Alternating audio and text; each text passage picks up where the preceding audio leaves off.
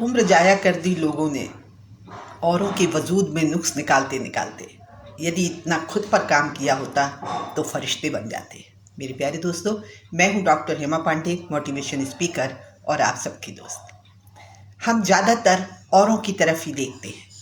काश अपनी तरफ देखा होता, अपने ऊपर काम किया होता। जिंदगी का हर दिन निकलता चला जाता है और हम दूसरों की कमियां गिनाते रहते हैं। छोटी छोटी बातें, छोटी छोटी आदतें हमारे जीवन को कहाँ से कहाँ पहुँचा सकती हैं, लेकिन हम इन बातों पर गौर ही नहीं करते हैं। एक मामूली सी आदत अगर निरंतर अपनाई जाए, निरंतरता बनाए रखा जाए, तो निश्चित ही हम उसके शिखर तक, चोटी तक पहुँच सकते हैं। किसी गलत व्यक्ति का साथ मात्र 1 घंटे का हमें गलत आदतों का शिकार बना देता है। एक ही साथ पढ़े लिखे, एक ही आंगन में खेले, आपस में भाई बहन, कोई कहीं पहुंच जाता है और कोई कहीं रह जाता है। आखिर ऐसा क्यों होता है? यदि हम अपने ऊपर गौर करें तो निश्चित ही हमारे लिए समय बहुत कम है। हम हर चीज़ में रिसर्च तो नहीं कर सकते हैं, लेकिन जिन लोगों ने रिसर्च कर ली है, जिन लोगों ने उसके रिजल्ट देख लिए हैं, हम उनका अनुकरण कर कर अपने जीवन को, अपने मंजिल को पा सकते हैं, अपने जीवन को सफल बना सकते हैं। दोस्तों, यूँ तो कह सकते हैं कि हर पतंग को एक दिन कचरे के डिब्बे में जाना होता है, लेकिन इसके पहले कुछ करके दिखाना होता है। हम भी मिट्टी हो जाएंगे, हम भी दुनिया से चले जाएंगे, लेकिन इस आने और जाने के बीच में हमें कुछ ऐसा करना चाहिए कि लोग हमें याद रखें। कलाम ने क्या खूब कहा है कि या तो लिखने लायक कुछ कर जाओ या करने लायक कुछ लिख जाओ। दोस्तों, कुछ तो हमें करना चाहिए। हम दूसरों पर अगर इतना ही ध्यान देंगे और समाज को और देश को सुधारने का ठेका लेंगे तो उसकी शुरुआत हमें घर से ही करनी होगी। काश हम अपने घर को साफ रखें और हर व्यक्ति ऐसा ही सोचे, ऐसा ही करे, तो पूरा देश में सफाई अपने आप हो जाएगी। जो चीज़ें हमारे बस में नहीं हैं, उन पर चिंतन करना, उनकी चिंता करना उतना ही लाजमी है जितना हमारी सेहत पर असर ना पड़े, हमारे काम पर असर ना पड़े। यूँ तो चिंतन बुरी बात नहीं है, लेकिन मात्र चिंतन करने से जिंदगी नहीं बनती है। 1% काम लगातार करते रहने से निश्चित तौर पर हम शिखर पर पहुंच जाते हैं। 10 साल के काम का अगर हम लेखा जोखा अपने डायरी में लिख लें और उन्हें 1 साल में करने की कोशिश करें तो निश्चित रूप से हम नहीं कर पाएंगे, लेकिन हम 1 साल के जो काम है हमारे, उनसे कहीं ज़्यादा कर जाएंगे। ऐसे ही एक व्यक्ति जो कलाकार है, वो निश्चित रूप से प्रतिदिन चाहे स्केच बनाना तो 2 से 5 साल में एक अच्छी पेंटिंग का निर्माण कर सकता है। लेकिन यदि हम चाहते हैं कि अच्छे कलाकार बने और एक ही दिन में 10 घंटे काम करते रहे तो कभी भी हम एक अच्छे कलाकार नहीं बन सकते हैं। तो हमें प्रतिदिन थोड़ा थोड़ा काम करना है। हर वर्ष कैलेंडर हम बदल लेते हैं, लेकिन हमारे हालात नहीं बदल पाते हैं। कौन कहता है आसमां में सुराग नहीं हो सकता, एक पत्थर तो तबीयत से उछालो यारो। काश हम इस बात को समझ पाए कि सब कुछ संभव है, कुछ भी असंभव नहीं है। एक व्यक्ति, दशरथ माझी जैसा व्यक्ति, छेनी और हथौड़ी से पहाड़ तोड़ सकता है, रास्ता बना सकता है, तो हम क्यों नहीं।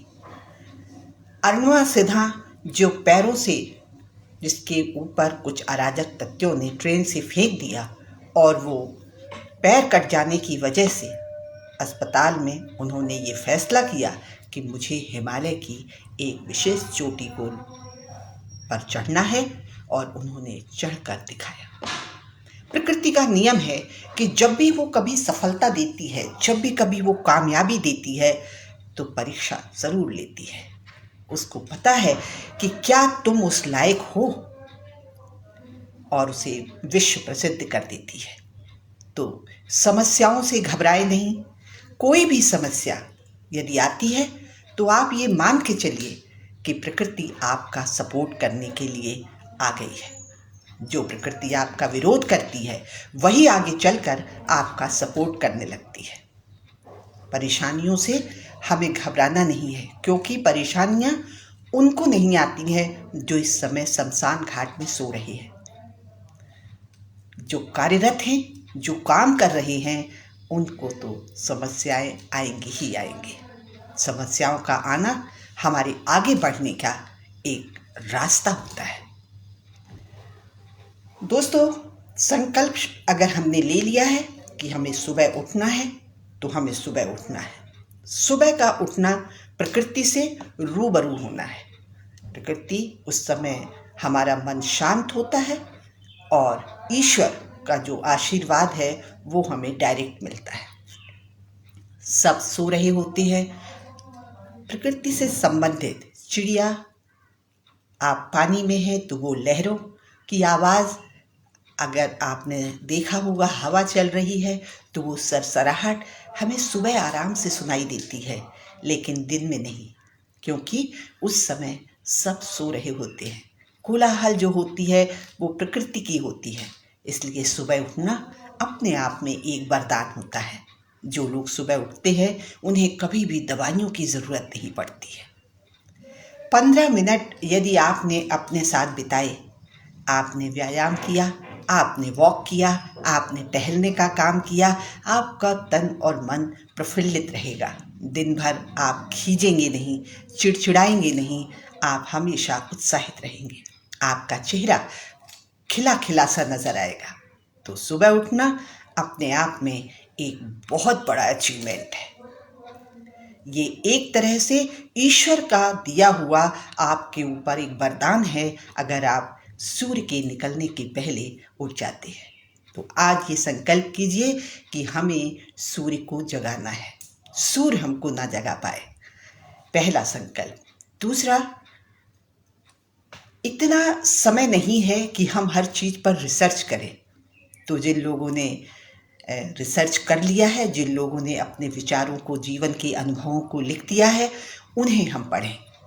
कलाम को पढ़ें। हम महात्मा गांधी को लें, चाहे अब्दुल कलाम को लें, ऐसे विशिष्ट लोग जो आपके लक्ष्य के नज़दीक आ रहे हों, उन किताबों को अपना दोस्त बना लें, क्योंकि हर कामयाब व्यक्ति किताबें ज़रूर पढ़ता है। आप अपने बच्चों को लाइब्रेरी सौंपिए, धन दौलत सौंपे या ना सौंपे, लेकिन यदि आपने उन्हें किताबें पढ़ने की आदत डाल ली तो आप ये मान के चलिए कि आपके बच्चे कामयाब हो के रहेंगे। ये सफलता की गारंटी है। तो किताबें पढ़ने की आदत स्वयं में और आने वाली पीढ़ी को ये आप इबादत दीजिए, ये आप सौगात दीजिए कि वो किताबें पढ़ें। उन्हें लाइब्रेरी उपहार में सौंप के जाइए, जो आपके ना रहने पर भी कायम रहेगी। थैंक्सफुल रहेंगे कि आपने उन्हें कितनी अद्भुत चीज़ दी है। तीसरी जो महत्वपूर्ण चीज़ है दोस्तों, वो है संगति। जैसी संगत वैसी रंगत,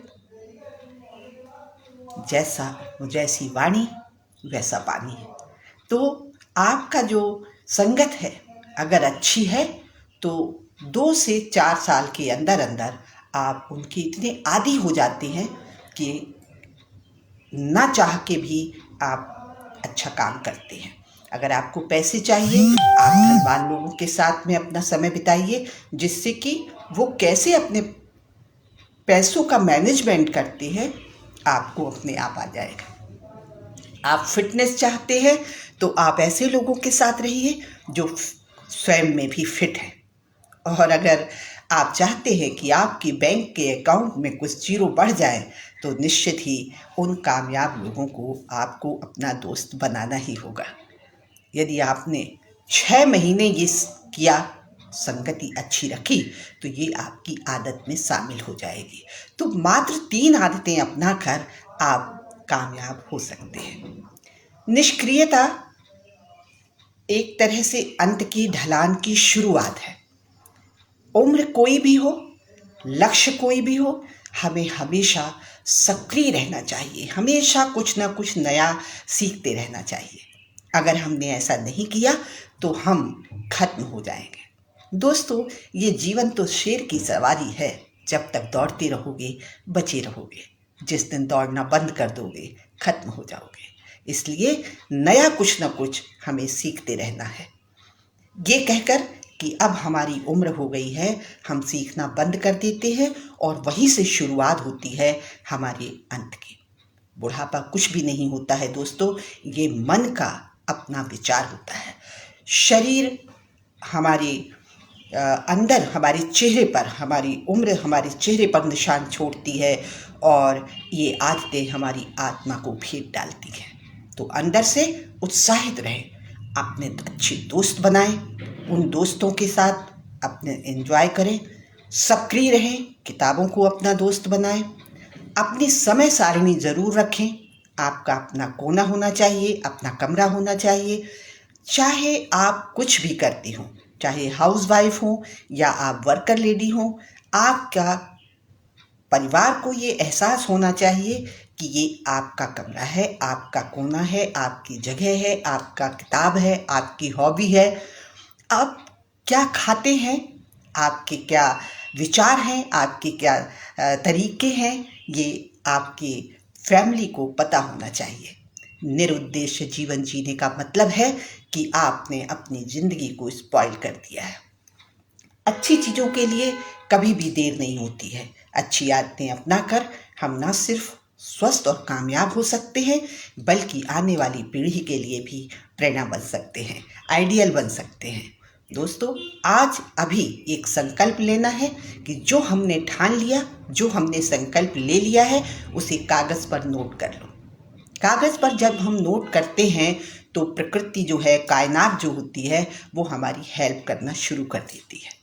मात्र कागज़ पर लिख लेने से सफलता नहीं मिलती है। जब हम उस कागज़ को अपनी टेबल के सामने चिपका देते हैं तो सुबह शाम उठकर वो टारगेट हमें दिखाई देने लगता है और फिर दूसरा पेज शुरू होता है कि कैसे हम उसको पा सकते हैं। जब हमको दूसरी चीज़ें समझ में आती हैं कि किन किन रास्तों से हम उस मंजिल पर पहुंच सकते हैं। आप अपनी लेखनी के माध्यम से, अपने विचारों के माध्यम से, अपने बौद्धिक संपदा के माध्यम से लोगों से जुड़े रहें। जो आपको मिला है उसे आप देते रहें। जीवन बहुत बहुमूल्य है। आप अगर अपने लिए नहीं है कुछ, तो दूसरों के लिए आप अपना जीवन उपयोगी बनाइए, दूसरों को लाभान्वित कीजिए। निश्चित तौर पर ये एक बहुत बड़ा दान होता है। दान सिर्फ धन का ही नहीं होता है, बौद्धिक दान सबसे ज़्यादा बड़ा दान होता है। तो आप अपनी नई पीढ़ी को संचित करते रहिए, संचित करते रहिए और ज़्यादा दखलंदाजी मत करिए, क्योंकि आज की पीढ़ी बहुत फास्ट है। उसे ज़्यादा धीमा चलना, रुकना बिल्कुल पसंद नहीं है। तो आप अपनी बात को कहें और उन्हें अप्लाई करने दें। उन्हें अच्छा लगता है, लाभ होता है, तो वो निश्चित इसको फॉलो करेंगे और आप अपनी ज़िंदगी का कोई ना कोई हॉबी बनाए रखिए। आज इतना ही। जय हिंद, जय भारत, नमस्कार। चलते चलते बस इतना ही कहूँगी कि इत्र से कपड़ों को महकाना कोई बड़ी बात नहीं, मज़ा तो तब है जब खुशबू किरदार से आए। नमस्कार, जय हिंद, जय भारत।